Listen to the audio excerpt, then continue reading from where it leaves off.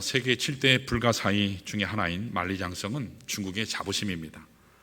그 엄청난 위용에 입이 떡 벌어지죠. 어떻게 고대 중국 사람들은 그런 엄청난 건축물을 그것도 산 꼭대기에다가 지을 수 있었을까?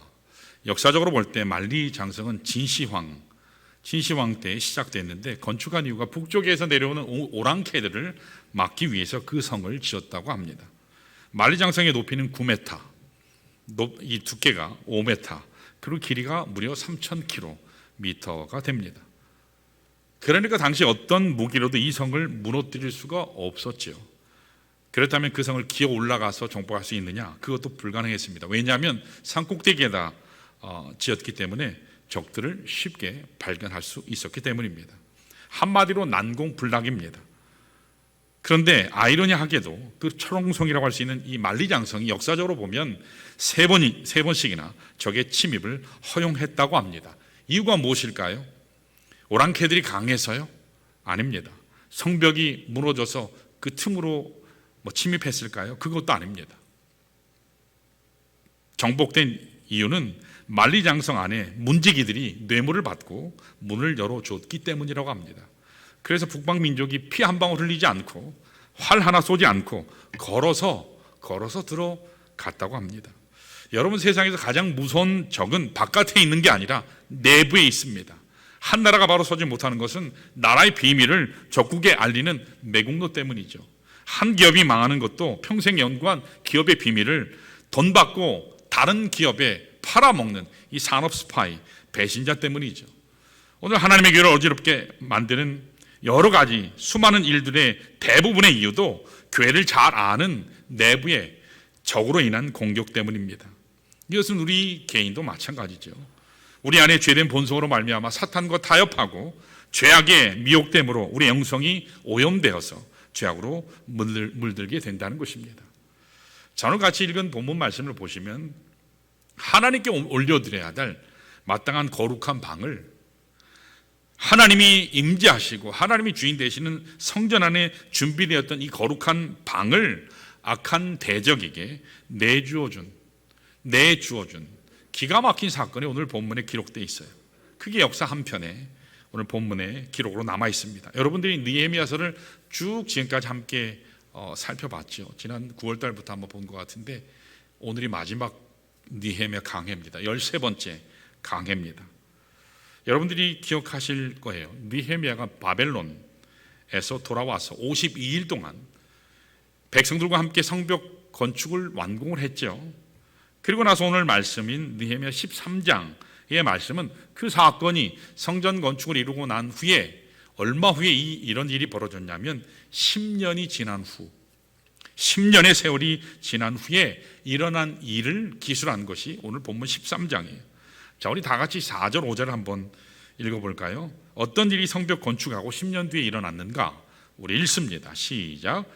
이에 우리 하나님의 전에 방을 맡은 제사장 엘야십이 도비아와 연락이 있었으므로 도비아를 위하여 한 큰 방을 만들었으니 그 방은 원래 소재물과 유향과 그릇과 또 레위 사람들과 노래하는 자들과 문지기들에게 11조로 주는 곡물과 새 포도주와 기름과 또 제사장들에게 주는 거제물을 두는 곳이라 그랬습니다. 여러분, 여기 성전 안에 하나님을 제사하기 위해서 여러 가지 기물, 그릇, 이 곡식들을 또 향을 담아두는 방이 있었습니다. 이것은 거룩한 방이죠. 구별된 방이니까요. 하나님을 위한, 하나님께 예배하기 위한 준비된 방이었어요. 하나님을 모셔야 될 거룩한 방인데, 근데 이 방 안에 성전의 모든 기물들을 어떻게 해요? 다 치워버렸어요. 베어내고 이 방을 누구에게 주었다고요? 도비아에게 주었다고 하는 겁니다. 여러분, 도비아가 어떤 인물이죠? 오늘 계속해서 도비아, 산발랏, 게셈 계속 나오죠. 이 도비아는 사마리아 총독인 산발랏과 함께, 그는 암몬 지역의 총독이었거든요. 이 두 사람이 끊임없이 유다 백성을 괴롭혔습니다. 이스라엘 족속이 아니에요. 암몬 족속입니다.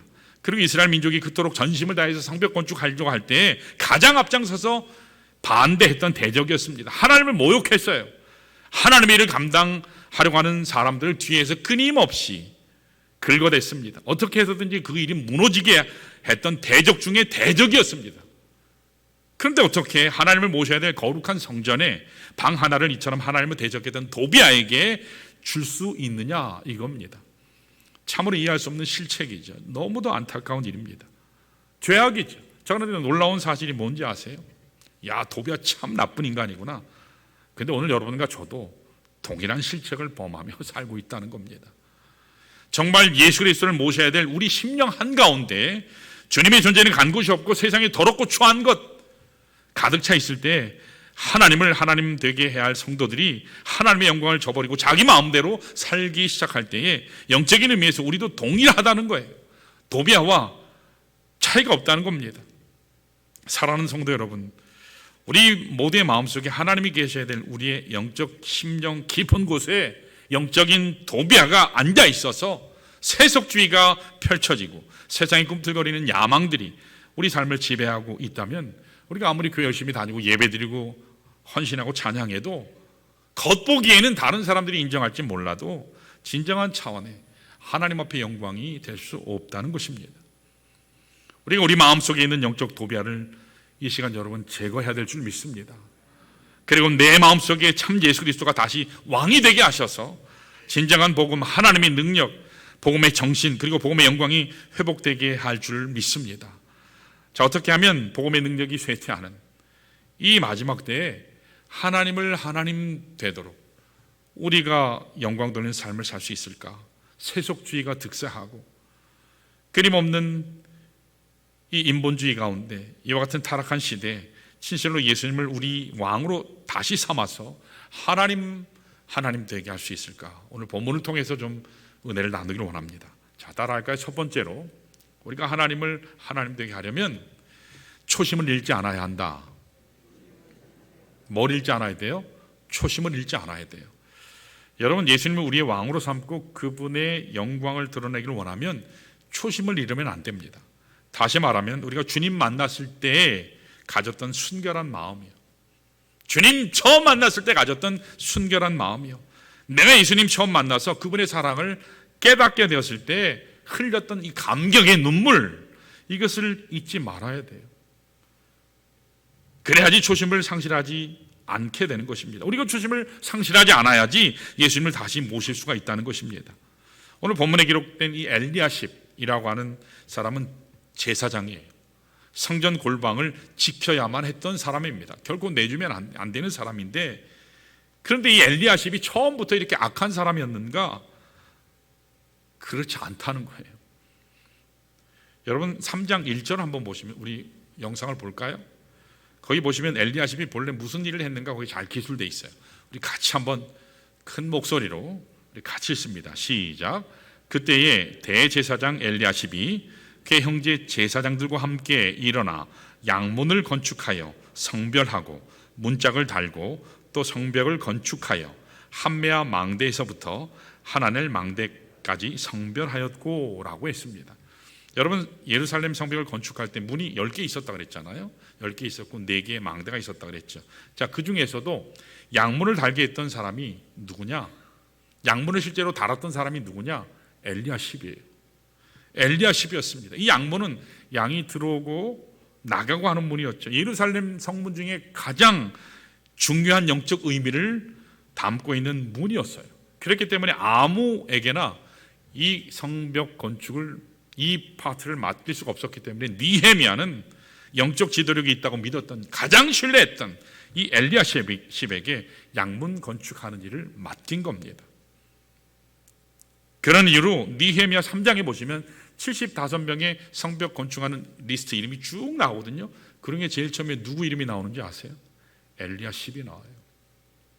엘리야십은 느헤미야가 있어서 가장 중요한 사람이었어요. 가장 신뢰하는 사람이었어요. 자, 그런데 가장 하나님 나라 건축을 하고 하나님의 집을 세우는 데 있어서 최선봉에 섰다고 생각됐던 그 사람, 가장 영적으로 앞장섰다고 말할 수 있는 이런 사람이었는데 10년의 세월이 지난 후에 어떻게 됐다는 것입니까? 하나님을 소중하게 여겨야 할 이 엘리야십이 하나님을 모셔야 될 그 방에서 하나님을 축출해버렸어요. 하나님을 내쫓아버렸어요. 그 대신 누가 들어왔어요? 악한 도비아가 거기에 들어오게 됐다는 것입니다. 이유가 무엇일까요? 변질되었기 때문이에요. 변질되었기 때문이에요.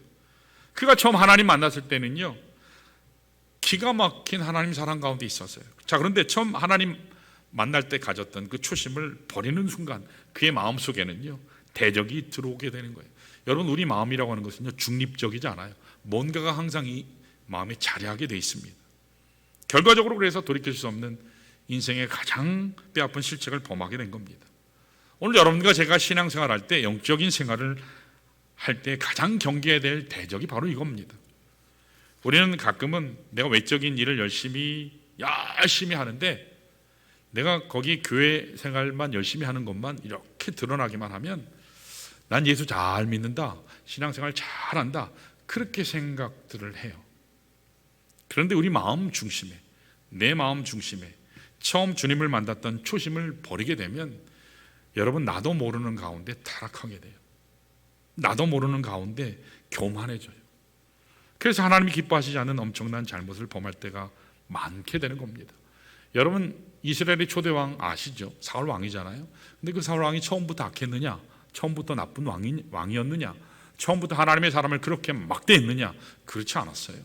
사무엘상 9장에 보면 그는 효성이 지극한 사람이었어요. 아버지가 염소 한 마리 잊어버렸다고 얘기하니까 산으로 들로 사흘 밤낮을 찾아다녔던 그런 효성이 지극했던 사람이었어요.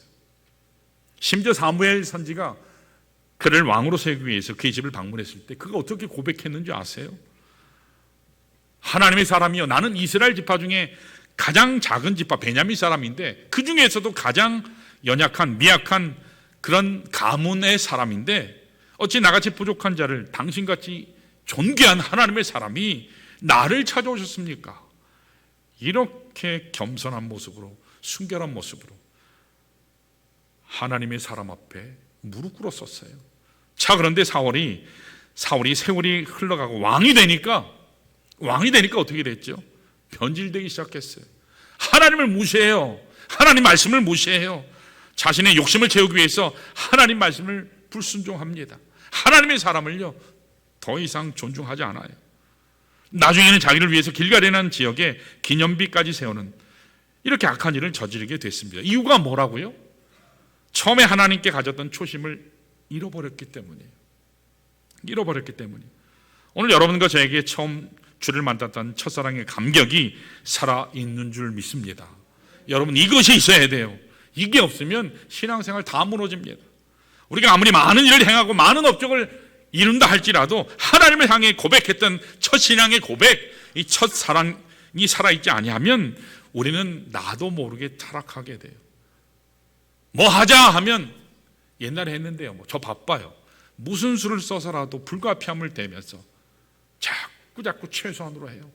자꾸 하나님의 교회를 멀리 떠나요. 자꾸 하나님의 사람을 멀리 하게 돼요. 여러분, 그래서 요한계시록 2장에 보면 에베소 교회가 나오잖아요. 하나님께서 에베소 교회를 책망하셨어요. 에베소 교회는 대단한 교회입니다. 여러분, 처음에 에베소 교회는 대단히 훌륭한 교회였어요. 거기는 말씀의 전통이 있었어요. 말씀하면 가장 강성한 교회를 뽑으라면 여러분, 에베소 교회를 뽑을 수 있을 만큼 에베소 교회는 대단히 말씀으로 서 있는 교회였어요. 사도들의 전통이 있는 교회였어요. 바울이요, 디모데가요, 사도 요한이요, 오네시모가 목회했던 교회예요. 성경에서 기라성 같은 하나님의 사도들이 담임 목회했던 교회가 에베소 교회예요. 아시아 지역의 중심센터로 수많은 교회들을 개척했어요. 수많은 선교 일을 감당했어요. 사도 바울이 가장 소중하게 여겼던 훌륭한 교회였어요. 자, 그런데 사도 바울이 가고 난 이후에, 그런데 하나님께서 그 에베소 교회를 어떻게 책망하셨는지 아세요? 네가 첫사랑을 잃었다. 네가 아무리 많은 역할을 하고 아무리 많은 좋은 전통을 소유하고 있다 할지라도 수많은 업적들을 선교 아무리 많이 했어도 네가 나 여호와에게 가졌던 그 만남, 첫사랑을 잃어버렸다면 너는 실패자야. 너는 잘못된 교회야. 하나님께서 그렇게 에베소 교회를 책망하셨어요. 오늘 여러분과 제 삶도 마찬가지인 줄 압니다. 여러분, 이 시간 우리 자신을 점검해 보아야 합니다. 과연 나는 옆 사람 말고, 남편 아내 말고, 과연 나는 하나님 앞에서 내가 처음 주를 만났을 때 첫사랑의 감격이 아직도 남아있는가? 여러분, 이 질문에 대답하실 수 있어야 돼요. 내가 아무리 부유하게 되어져 가도, 내 인생이 아무리 되어져 가도, 내가 가난하고 가장 힘들었을 때, 내가 가장 초라한 존재가 되었을 때에 나를 찾아오셔서 나를 안아주시고 나를 일으키시고 나를 구원하신 그 구원의 은총을 베풀어 주셨던 하나님을 향한 첫사랑의 감격이 마음속에 남아있지 아니하면 우리는 하나님의 뜻을 온전히 이룰 수 없어요. 하나님을 하나님 되게 할 수 없습니다. 사랑하는 성도 여러분, 첫사랑의 감격으로 언제나 하나님을 하나님 되게 하시는 인생길에서 여러분 승리하시기를 축원합니다. 이건 너무너무 중요한 겁니다. 여러분 잘 아시는 월드 비전이 있죠. 월드 비전. 그 창시자가 밥 피얼스 목사님이에요. 이분이 선교사님이기도 하신데, 이분이 1947년 아주 젊은 나이에 중국을 방문하셨어요. 방문하셨는데 길을 이렇게 가는데 길거리에 나와서 막 우는 소녀 한 아이가 있었어요. 그래서 목사님이, 야, 너 왜 우니? 너 왜 이렇게 울고 있니? 그랬더니 울먹거리면서 아빠가 나를 쫓아냈어요. 아니, 아빠가 어떻게 너를 쫓아내? 왜 쫓아냈어? 아빠가 하는 말이요, 먹을 것도 없고 살기 힘들고, 먹을 것도 없는데 너는 교육시키는 건 더 힘드니까 이제부터는 네가 알아서 혼자 살으라고 이렇게 쫓아냈다고. 그때 울고 있는 그 소녀를 보는 바피어스의 마음속에 하나님의 아픔이 느껴졌어요. 하나님의 아픔이요. 하나님이 오늘 저 영혼을 보시면서 얼마나 아파하실까, 얼마나 힘들어 하실까, 그 하나님의 아픔이 자신에게 절절하게 느껴졌습니다. 그래서 그는 굴고 있는 소녀를 데리고 선교사님들이 운영하는 학교에 데려다 줬어요. 그래서 자기 주머니에 있는 돈을 다 털어서 내주면서, 선교사님, 내가 가지고 있는 돈이 이거밖에 없는데 이 돈을 가지고 이 아이를 먹여주시고 키워주시고 잘 돌봐주세요. 내가 다시 영국으로, 이 본국으로 돌아가면 이 선교 자금 펀드레이징해서 선교 헌금 모금해서 다시 와서 지속적으로 이렇게 쫓겨난 아이들, 고아가 된 아이들, 이 아이들을 돕는 사역을 제가 감당하겠습니다. 그렇게 해서 시작된 것이 월드 비전이에요. 자, 이 바피어스 목사님이 1947년도에 하나님의 아픔을 보았던 그 현장을 잃어버리지 않기 위해서, 하나님이 자신에게 주셨던 이 영혼 사랑에 대한 첫 마음을 잃어버리지 않게 하기 위해서 그는 하나님 앞에 날마다 이렇게 기도했대요. 기도 제목이 하나 있었어요. 살아계신 하나님, 하나님의 마음을 아프게 하는 그것으로 나의 마음을 아프게 해주세요. 하나님의 마음을 상하게 하고 하나님 눈물을 쏟게 했던 그 아픈 마음을 내가 잃어버리지 않도록 날마다 하나님 나를 지키시고 기억하도록 주님 도와주십시오. 그렇게 기도한 것입니다. 이와 같은 첫사랑을 향한 열망이 있었고, 이것을 잃어버릴 때마다 다시 그 자리로 나가서 하나님이 나를 언제 어떻게 부르셨는가, 그것을 다시 되뇌이면서 그 자리에서 하나님을 향한 첫 고백을 드릴 수 있었기 때문에 수십 년이 지나도 그는 변질되지 않았습니다. 하나님을 끝까지 잘 섬기게 됐다고 합니다. 오늘 여러분과 제게 이 같은 첫사랑의 회복이 필요한 줄로 믿습니다. 사랑 회복하셔야 돼요. 사랑이 회복이 돼야 돼요. 특별히 이 같은 처음 시작하는 이 한 해 출발점에서 다시 하나님 나를 사랑하셨던 그 첫 고백을 기억하면서 주님 앞에 나가서 묵상하시고 하나님의 은혜를 높이는 저와 여러분 되시길 축원합니다. 자, 이렇게 우리 초심을 회복할 때에 하나님의 하나님 되심을 나타낼 수 있어요. 자, 두 번째 따라할까요? 세상을 향한 마음의 문을 닫아야 한다. 뭐라고요? 세상을 향한 마음의 문을 닫아야 돼요. 자, 우리 다 같이 4절을 볼까요? 여기 제사장 엘리야십이 실수할 수밖에 없었던 근본 이유를 잘 소개하고 있습니다. 자, 4절 같이 읽습니다. 시작. 이전에 우리 하나님의 전에 방을 맡은 제사장 엘리야십이 도비아와 연락이 있었으므로, 여기 연락이라는 말은 잔치했다, 서로 뭐 이렇게 통화했다, 그런 말이 아니고 서로 아주 가까이 지냈다, 허물 없이 지냈다, 막역한 사이가 됐다, 그 뜻이에요. 여러분, 이 제사장 엘리야십은 안식일마다 성전에 와서 하나님을 예배하고 제사했죠. 준비했죠. 하나님을 섬기는 일에 늘 집중했던 사람이에요. 여러분, 겉보기에는 아무 문제 없어 보이지 않아요. 하나님을 예배하니까, 예배를 준비하니까. 예배하는 제사장 같은데 한쪽 마음을 그런데 이렇게 세상을 향해 활짝 열고 있었다는 거예요. 누구와 연락을 취했다고요? 누구와 돈독했다고요? 도비아요. 도비아와 연락을 취했다는 것입니다. 여러분, 우리가 아무리 하나님께 예배드리고 찬양하고 섬기고 열정을 다해서 기도하고 정성을 쏟아부어도 우리 한쪽 눈을 세상을 향해서 이렇게 바라보고 있고 한쪽 마음을 활짝 열어놓고 있으면 세상적인 것을 받아들이게 돼요. 여러분, 그러면 우리 영적 생활이 어떻게 될까요? 세상을 향한 마음의 문이 이렇게 열려 있으면 세상에 먹히는 건 시간 문제예요. 시간 문제예요. 여러분, 이걸 잘 아시길 바랍니다. 여러분, 제가 한국에 오니까 미국에서도 그렇지만 홈쇼핑 TV가 뭐 케이블이 엄청 깔려 있더라고요. 근데 어쩌다가 홈쇼핑 채널을 딱 보면 그거 계속 보고 있으면요, 사야 될 것 같은 마음이 들어요.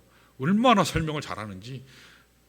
별로 필요 없는데 저거 안 사면 안 될 것 같아요. 여러분, 장사 잘하는 사람들의 특징이 네가 이거 사면 너 돈 버는 거다, 그런 의식을 심어주잖아요. 그런 사람들이 장사 잘하는 거잖아요. 여러분, 계속 그거 보고 있으면 어떻게 되죠? 나는 보기만 하고 안 살 거야. 보기만 하는 건 괜찮아.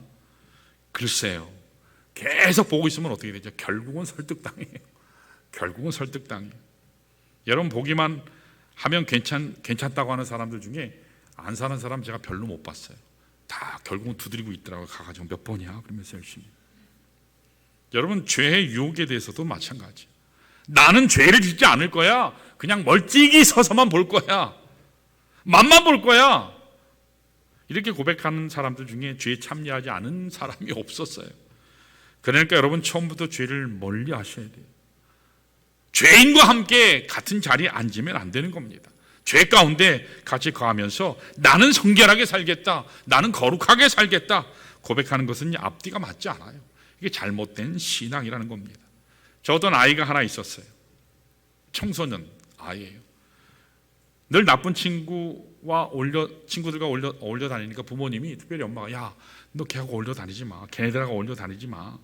자꾸 어울려 다니면 너도 언젠가는 죄를 짓게 돼. 범죄하니까 나쁜 친구들을 떠나라. 아무리 얘기해도, 그럼에도 불구하고 이 아이가 듣질 않았어요. 그러던 어느 날 드디어 이 아이가 집을 안 들어오기 시작했어요. 집을 안 들어왔어요. 새벽녘에 전화가 걸려옵니다. 엄마가 받아보니까 자기 아이예요. 야, 도대체 어디야? 너 집도 안 들어오고. 엄마 아빠가 얼마나 걱정했는지 몰라? 그랬더니 하는 말이, 어머니 염려하지 마십시오. 저는 이 도시에서 제일 안전한 곳에 잘 있습니다. 그래서 그럼 거기가 어디야? 경찰서요. 그러더래요. 여러분, 물론 경찰서가 안전하긴 하죠. 안전하긴 하죠.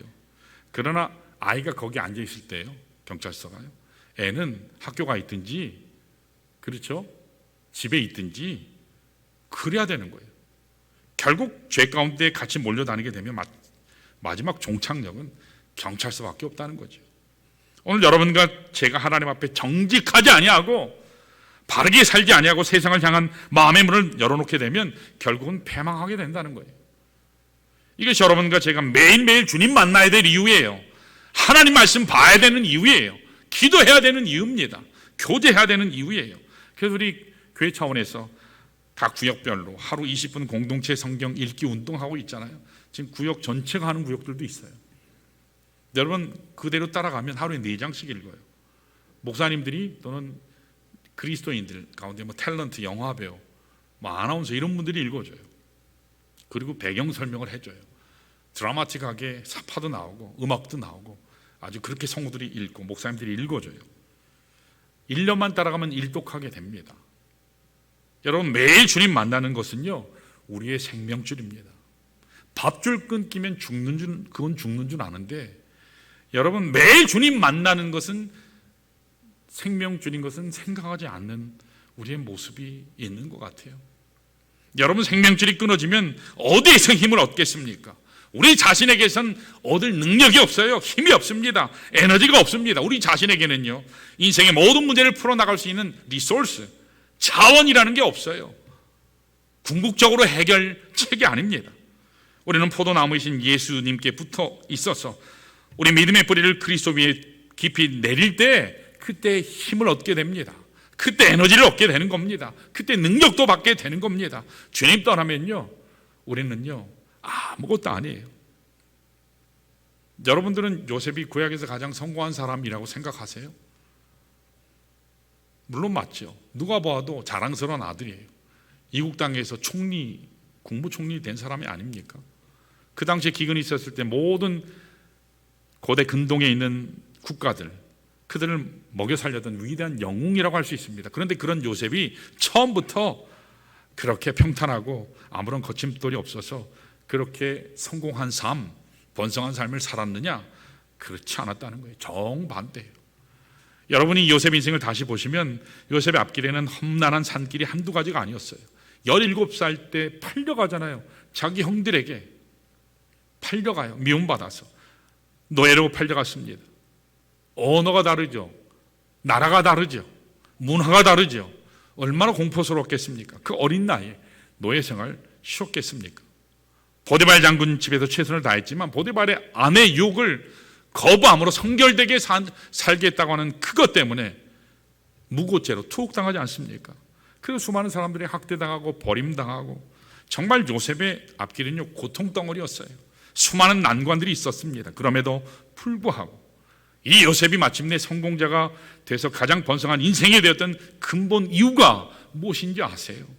그는 마르지 않는 생수의 온천이신 하나님에게 뿌리를 내렸기 때문이에요. 하나님께 뿌리를 내렸기 때문이에요. 여러분 창세기 49장 22절 한번 볼까요? 우리 같이 한번 읽습니다. 같이요. 시작. 요셉은 무성한 가지 곧 샘 곁에 무성한 가지라 그 가지가 담을 넘었도다. 아멘. 샘 곁에 심겨진 나무이기 때문에 그 가지가 뻗어서 어떻게 해요? 담을 넘어갔다는 거예요. 어떠한 장애도 다 뛰어넘어갔다는 겁니다. 23절 계속 볼까요? 시작. 활 쏘는 자가 그를 학대하며 적개심을 가지고 그를 쏘았으나 24절이요. 요셉의 활은 도리어 굳세며 그의 팔은 힘이 있으니 이는 야곱의 전능자 이스라엘의 반석인 목자의 손을 힘입음이라. 아멘. 이것이 성경이 오늘 증거하고 있는 내용입니다. 여러분, 오늘 여러분 인생의 진실로 번성하는 인생 되시기를 축원합니다. 꽃이 피는 전성기를 맞으시기를 축원합니다. 여러분의 삶이 담을 넘어서 저 끝까지 영향을 미치는 위대한 인생이 되시기를 바랍니다. 여러분, 그러려면 여러분 세상의 문을 닫으셔야 돼요.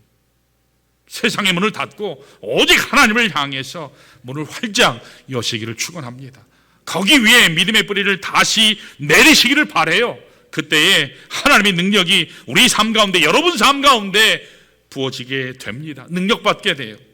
그 능력으로 무슨 일도 감당하지 않을 수 없는 것이 없습니다. 자, 이렇게 예수님을 내 삶의 주권자가 되게 하면 먼저 필요한 게 뭐예요? 그렇게 되려면 초심으로 돌아가야 돼요. 두 번째는요, 세상의 문을 닫고 그리스도 위에 뿌리 내려야 돼요. 자, 마지막 세 번째 따라할까요? 합당한 영광을 돌려야 한다. 여러분, 정말 그분이 내 인생의 주인이시오 왕이 되신다면 합당하게 대우를 해야 돼요. 왕은 왕 대접해야 되지 않아요? 왕은 왕 대접해야 돼요. 여러분, 여기 왕 대접한다라는 말은 다른 말로 하면 우리 따라할까요? 하나님을 가볍게 여기지 않는 것이다. 뭐라고요? 하나님을 가볍게 여기지 않는 거예요. 그게 하나님을 합당하게 대우하는 거예요. 따라할까요? 하나님을 함부로 여기지 않는 것이다. 여러분, 하나님을 함부로 여기지 아니하면 예배 시간에 늦지 않아요. 여러분 대통령하고 약속하면 늦어요? 절대로 안 늦어요. 대통령하고 이렇게 만담하는데 자요? 절대로 안 자요. 절대로 안 자요. 몇 시간 전부터 준비하고 와서 앉아 있을 거예요. 그런데 우리는 하나님을 하나님으로 여기지 않아요. 그러면서 나는 하나님을 섬긴다. 이건 위선이에요. 여러분, 하나님의 크기와 하나님의 무게에 합당한 우리의 헌신이 있어야 돼요. 이거는 믿는 자에 대해서 얘기하는 거예요. 그리스도를 영접하지 못한 사람은 아직 상관이 없어요. 우리의 경배를 올려드리는 것, 그것을 하나님께 영광 돌린다, 그렇게 얘기하는 거예요. 하나님을 하나님 되게 하는 것이 하나님 영광 돌리는 거예요. 무엇을 비교해도 항상 하나님이 무거워야 돼요. 하나님이 항상 우선순위라 해야 돼요. 그게 영광 돌리는 사람이에요. 여러분, 그렇게 하나님께 영광 돌리면 하나님이 우리에게 어떻게 하시는지 아세요? 하나님이 우리를 존귀하게 여기십니다. 어떤 경우에도 하나님이 지키세요. 하나님이 도우세요. 하나님이 역사하십니다. 제 인생길이 그랬어요. 제 인생길이 그랬어요. 전 유학 갈 때 아무것도 없었어요. 1년 반 만에 그나마 있었던 지원도 끊기고, 그 이후에 하나님이 다 공급하셨어요. 제가 무슨 수로 돈이 있어서 박사학위를 얻었겠어요? 무슨 수로 저희 아이들이 대학을 다녀요? 여러분, 저희 아이들이 미국의 대학을 다니고 지금 뭐 직장 다니는 아이도 있지만 미국의 학비 만만하지 않아요. 그냥 딱 볼 때 와, 미국에서 왔으니까 저 목사 부자인가 보다. 아니요, 제가 부자가 아니에요. 나의 아버지가 부자예요. 하나님이 부자예요. 하나님이 주시더라고요. 교회에서 못 주니까 하나님이 주세요. 제 부모가 못 주시니까 하나님이 주세요. 하나님이 주시니까 더 많이 주시더라고요. 할렐루야. 여러분은 하나님께 받으시기를 축원합니다. 하나님께 받아야 엄청나게 받아요. 하나님 사이즈로 주시거든요. 우리는 내 사이즈로 하나님께 구하지 않아요? 여러분은 하나님 사이즈로 구하시기를 축원합니다. 자, 여기 계속 우리가 질문해 봐야 돼요. 정말 나는 하나님을 향해서 하나님의 능력과 하나님 크기에 합당한 만왕의 왕이신 그 하나님 앞에 올려드려야 할 그 존귀와 영광을 나는 돌리며 사는가? 여러분, 질문하셔야 돼요. 질문하셔야 돼요. 근데 솔직히 우리 어떻죠? 그렇지 못할 때가 너무 많잖아요. 그건 저를 포함해서 마찬가지예요. 우리 모두가 그래요. 자, 여기 8절 9절을 보시면 어떻게 하면 하나님께 합당한 영광을 돌릴 수 있는지 two steps가 나와요. 두 단계가 나와요. 우리 한번 거기 읽어볼까요? 두 가지 과정이 나와요. 같이 있습니다. 8절 9절 시작. 내가 심히 근심하여 도비아의 세간을 그 방 밖으로 다 내어 던지고 명령하여 그 방을 정결하게 하고. 아멘. 여기 보면 첫 번째 단계가 뭐예요? 우리가 정말 하나님을 하나님 되게 하나님께 합당한 영광을 돌려드리면 내 마음속에 있는 도비아를 축출해야 된다는 거예요. 다 쫓아내야 된다는 거예요. 정결하게 만들어야 된다는 겁니다. 그리고 나서 두 번째 단계가 뭐예요? 우리 9절 하반절 볼까요? 같이요. 시작. 하나님의 전에 그릇과 소재물과 유향을 다시 그리로 들여 놓았느니라. 아멘.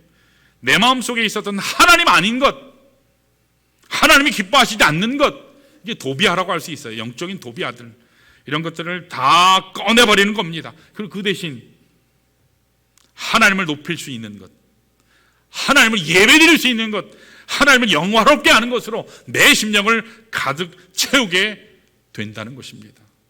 그때 우리는 하나님 앞에 정결한 예배, 거룩한 예배, 합당한 예배를 올려드릴 수 있는 거예요. 여러분, 사복음서를 보시면 예수님께서 예루살렘으로 올라가셔서 십자가를 지시기 전에 성전 정결하게 하시거든요. 성전을 청소하세요. 물론 상징적이긴 하지만 예수님께서는 장차 이 예루살렘 성의 회복을 앞두고 구원 역사의 완성을 앞에 두시면서 먼저 예루살렘 성전을 청소하셨어요. 어떻게 청소하셨죠? 예루살렘 성전에 딱 갔더니 그 앞들에 누가 있었어요? 수많은 장사꾼들이 있었어요. 수많은 장사꾼들이. 명목은 하나님을 예배해 드린다예요. 명목은 하나님을 영화롭게 한다는 거예요. 근데 거기에서 하나님께 드릴 짐승, 염소, 양, 비둘기 판매하는 상인들이 바글바글했어요. 환전하는 사람들이 바글바글했어요. 왜냐하면 디아스포라들이 세계 각지에 흩어졌었던 하나님의 사람들이 예루살렘에 와서 유월절 하나님께 예물 드려야 됐거든요. 그러니까 자기들이 쓰던 돈을 환전해야 돼요. 그러니까 하나님을 예배하고 하나님을 찬양해야 될 그곳에 하나님을 예배하는 소리는 없고 하나님을 찬양하는 소리는 온데 없고 장사 소리만 가득했어요. 하나님을 예배하고 하나님을 높여야 할 성전 바로 앞에 이렇게 이기주의에 가득 찬 장사하는 사람들 앞에서 그들을 향해서 예수님께서 어떻게 하셨는지 아세요? 상을 뒤엎어 버리셨어요. 의자를 뒤에 엎으셨어요. 와, 예수님이 어떻게 그러실 수 있나? 예수님은 온유한 분이신데, 사랑이 많으신데 예수님답지 않네. 여러분, 예수님은요, 악에 대해서는 대단히 단호하시는 분이에요. 악에 대해서는요, 막 욕하셨어요. 악한 일까지 넘어가 주시는 분이 예수님이 아니에요. 예수님은 의로운 분이시기 때문에 결국 그냥 넘어가실 수가 없어요. 채찍을 드셨어요. 상을 엎으셨어요. 장사치를 다 몰아내신 후에 내 집은 만민이 기도하는 집이라 선포하셨습니다. 요한복음은 이렇게 기록했어요. 죄의 전을 사모하는 그 열심이 나를 삼키리라. 그래서 미움받아서 십자가에 못 박혀 돌아가신 거죠. 여러분, 예수님의 마음속에는요, 하나님의 성전이 하나님을 기도하고 예배할 처소인데 하나님을 예배하는 본질적인 기능은 다 상실하고 세속주의가, 인본주의가 들어가는 것을 탄식하면서 이 모든 것을 쫓아내신 후에 하나님 성전이 예배 중심의 처소임을 다시 선포하는 것입니다. 사랑하는 여러분, 오늘 여러분과 제가 다른 일 하는 것은요, 굉장히 열심을 내요. 그런데 우리가 하나님을 위해서 일을 좀 하자 그러면요, 잠잠해요. 다른 일을 하는 데는 그렇게 열정이 있어요. 뭐 흥분까지 하면서 최선을 다해요. 시키지 않았는데도 열심히 해요. 그런데 정작 우리가 쏟아야 될 예배에 대해서, 하나님을 영화롭게 하는 데 대해서는요, 소홀히 여기는 경우를 참 많이 봐요. 마치 하나님이 별거 아닌 존재처럼, 내 친구만도 못한 존재인 것처럼 하나님 만나는 것을 더 가볍게 여기는 모습을 우리는 봅니다. 여러분, 예배 드리러 올 때 어떤 마음 자세로 오시나요? 가끔은 우리 마음 이렇게 가질 때도 있죠. 정말 내가 드리는 예배는 왕 중의 왕이신 그분을 뵈러 오는 시간인가? 질문하면 자신이 없어요. 내가 정말 그분을 만나기 위해서 내가 이 시간을 내는가? 여러분, 정말 만왕의 왕이신 그 첫사랑의 하나님을 만난다면 여러분, 전날부터 며칠 전부터 준비해요. 다른 모든 스케줄을 중단하고라도 그분에게 집중하게 돼 있습니다. 이게 안 되면 주님 만난 것이 퀘스천이에요. 구원받았다고 하는 것은 거짓이에요. 정말 하나님을 만났다면 집중하게 돼 있어요. 그래서 여기 부분에 확신이 없으신 분은 저를 만나셔야 돼요. 저를 만나셔야 돼요. 우리가 최상의 준비를 가지고 가장 최선의 마음으로, 정결한 마음으로 하나님을 예배하는 것이 마땅할 터인데 나는 과연 그러한가? 제가 간증하고 마치겠습니다. 한국 교회, 대형 교회들이 많죠. 근데 그냥 말씀하면 알 정도로 굉장히 유명한 교회예요. 근데 그 교회 제일 예배 때 저희도 참 감사하죠. 계속 봉헌 찬양 있으니까. 목사님이 주일 예배 때 강단에서 간증을 하셨어요. 한 번은 유명한 피아니스트가 그 교회에 오셔서 헌금 시간에 헌금 특송을 연주하기로 돼 있었어요. 여러분, 반주하고 연주가 다르죠. 근데 그 피아니스트가 토요일 오후부터 와가지고 5시간을 연습을 하더래요. 찬송가 그냥 한 곡 하는데 5시간을 연습을 한대요. 여러분, 피아니스트라고 하면 평생 피아노만 친 사람들이에요. 피아노 평소에 계속 열심히 치기 때문에 그건 안 보고도 쳐요. 찬송가 정도는 악보가 뭐 어렵지 않기 때문에 대충 할 수 있어요. 무슨 뭐 굉장한 사람이 오는 것도 아니고 뭐 그냥 예배드리는 사람들이 오는 것인데 찬송가 그렇게 치는 거라면 대충 해도 될 것인데, 근데 이분은요 토요일부터 와가지고 열심을 다해 준비해요. 연습하면서 기도하면서 또 연습하면서 기도하면서 이걸 목사님이 딱 봤어요. 이야, 신기하다. 그런 사람을 본 적이 없거든요. 그래서 그 담임 목사님이 웬만하면 주일날 바쁘니까 거의 안 다니거든요. 말씀만 준비하는데 계속 피아노 소리가 들리니까 목사님이 도대체 저 사람이 누군가 가서 보니까 매일 봉헌 연주하는 피아니스트예요. 걔 물었어요. 아니, 당신 같은 전문가가 교회에서 찬송 한 곡 반주하는데 뭐 그렇게까지 연습할 필요가 있습니까? 그랬더니 그분이 뭐라고 대답했는지 아세요? 목사님, 사람 앞에서 하는 연주야 잘 못해도 그만, 뭐 잘하면 좋고 잘못하면 실수하는 것으로 끝나는 것이지만 제가 하나님 앞에 드리는 예배 가운데 드리는 봉헌하는 연주인데, 이 봉헌하는 연주가 예배가 한 번이라도 소홀하게 되면 제가 어떻게 이것을 감당하겠습니까? 제가 세상에서 수만 명 놓고 연주하는 그 연주회보다 하나님 앞에 올려드리는 이 예배에서의 찬송 연주가 저한테는 너무 소중하기 때문에 목사님, 제가 5시간 연습해도 전혀 피곤하진 않아요. 그렇게 기도하고 제가 준비하고 있습니다. 그 간증에 목사님이 엄청나게 은혜를 받으신 거예요. 그래서 목사님이 간증을 하신 거예요. 사랑하는 여러분, 이거 우리 한번 깊이 생각해 봐야 될 대목이에요.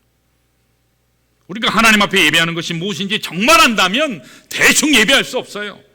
막 할 수 없습니다. 나의 전심을 다해야 될 줄로 믿습니다. 전심을 다해야 하나님이 하나님 되시는 그 일에 우리가 쓰임 받을 수 있는 겁니다. 찬양을 해도요, 내 전심을 다해서 불러야 돼요. 찬양할 때 성악적으로 뭐 어땠느냐, 잘했느냐 못했느냐, 화음이 잘 어우러지느냐, 이게 중요한 것이 아니라 이왕이면 잘하면 더 좋죠. 근데 더 중요한 것은 그게 아니에요. 나의 정성이 들어갔냐예요. 내가 기도로 준비했느냐예요. 내가 하나님 앞에 마음을 비워내고 오직 하나님의 성령으로 충만한 가운데 하나님께 영광을 위한 합당한 예배를 사모함으로 했냐, 이겁니다.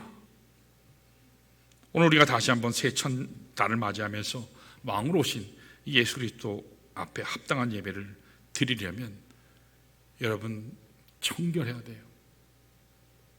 그래서 그리스도 그 위에 다시 뿌리 내려야 할 줄 믿습니다.